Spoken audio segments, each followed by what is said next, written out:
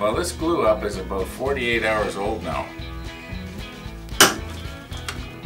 And I think it's more than safe to release the pressure. Anyway, that's the beginning of the spindles.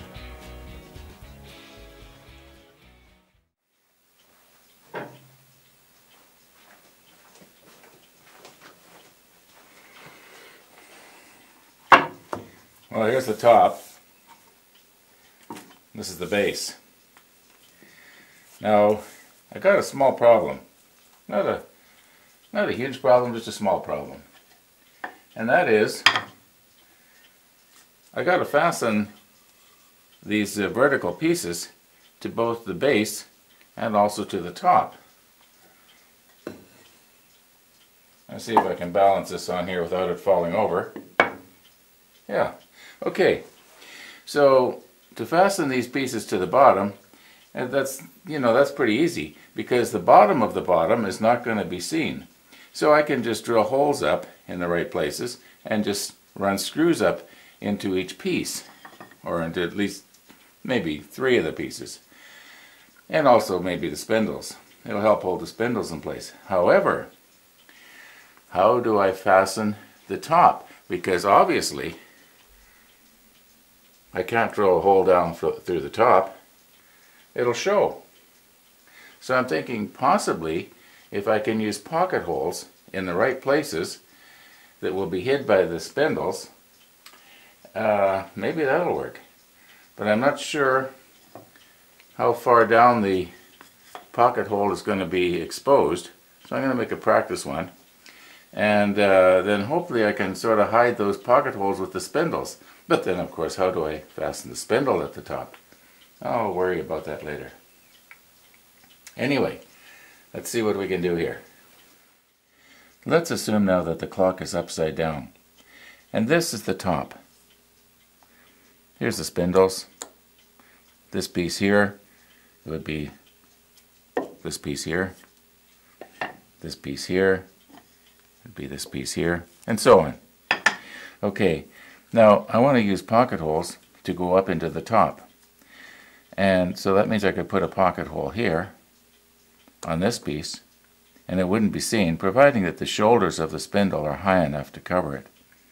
Now, because I can't put a pocket hole like this on this piece here, which would be the most logical piece to put a pocket hole on, well, I have to put it on this piece here. Well, I'll show you after why. My pocket hole jig just isn't set up to go in from the edge. It's only designed to go in from the side. However, I can do it on this little piece right here. So let's do a sample and just see how far up the pocket hole is showing. So I would have to know then, when I draw out my spindles, how far up the shoulders have to be. I know this is sounding sort of complicated. I'm sure none of you have followed what I'm saying, but I'll try and show you. You know, I was having trouble following that myself.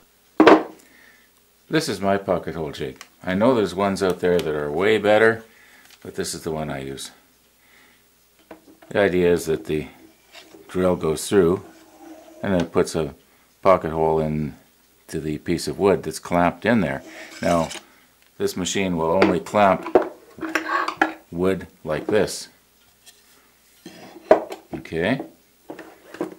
So that's fine for going onto the side, but you can't go onto the edge because it just won't fit. This won't go far enough back.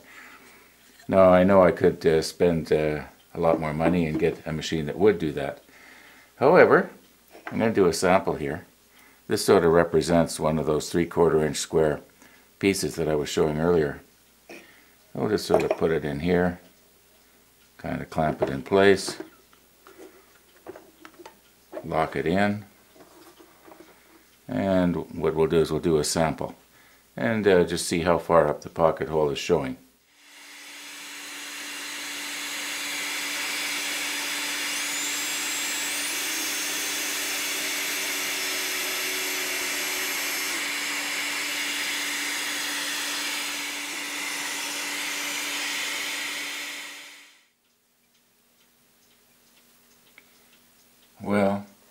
this pocket hole comes up a lot further than I thought it would. I had definitely not planned on that. Going to have to think of something else. Now I know I've mentioned this before, but these workshop videos of mine, I don't pre-plan my afterthoughts. And this is an afterthought that I just had probably half an hour ago. And I've had these for several years. Now most of you probably recognize what this is. And I'm thinking now, why can't I use dowels to fasten the top of the clock down? I don't see why not. I think it's a good idea. I'll give it a try. So anyway, my thinking is, if I put holes in these pieces, like these are the spindles. Each spindle would have a 3/8 inch hole drilled in it and a little dowel sticking up. And then, what? Oh, this came in the mail this morning. And that banner too, and a pen set, and a nice green shirt that I'm not going to wear down here because it's too nice. If you want to know all about it, just watch the video called The Gift from General International. Anyway, back to this. I could put one in each one of the strategic spots on these vertical pieces, and then drill holes in the appropriate places, like here and here. Well, the way this works is, well, I'm sure you know, you just put it on and move it and get it just the right spot, and then you press down and it leaves little marks in the right spot, so you know exactly where to put the hole for the dowel to fit up into. Well, you'll see, because that's the way I'm going to do it. It won't be today though. So anyway, you want to see it better? Nice hat, eh? Now I know that the drawing is to scale, but the shape of the spindles, that's not the way I want them. I want them to be a little bit more rounded.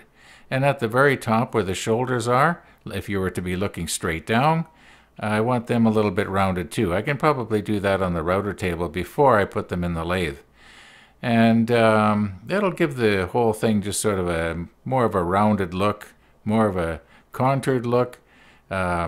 On the other hand, I don't want it to be too delicate because this clock is going to be of sort of a bold appearance.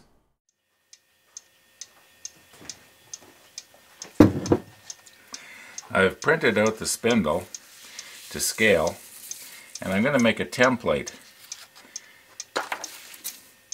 And the reason I'm making a template is because I want to use my spindle duplicator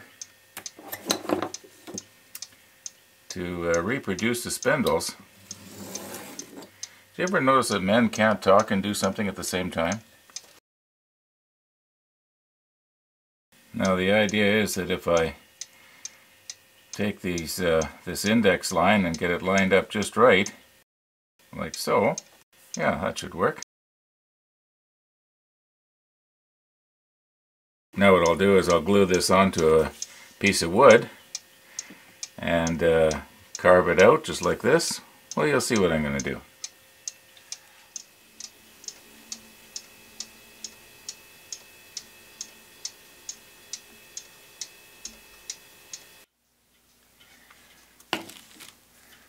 This is the template from when I made what I called the economical clock.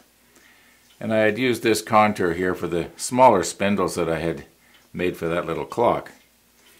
I don't need that anymore. Can't use this side, but I can use this side. I can just fasten this new template on here, and then cut this out, cut this out. Now once again, you'll see what I'm talking about. Well, for this glue up, we can just use the cheap carpenter's glue. And I really don't need to put it on thick. I usually like to use rubber cement for something like this. However, my rubber cement is all used up.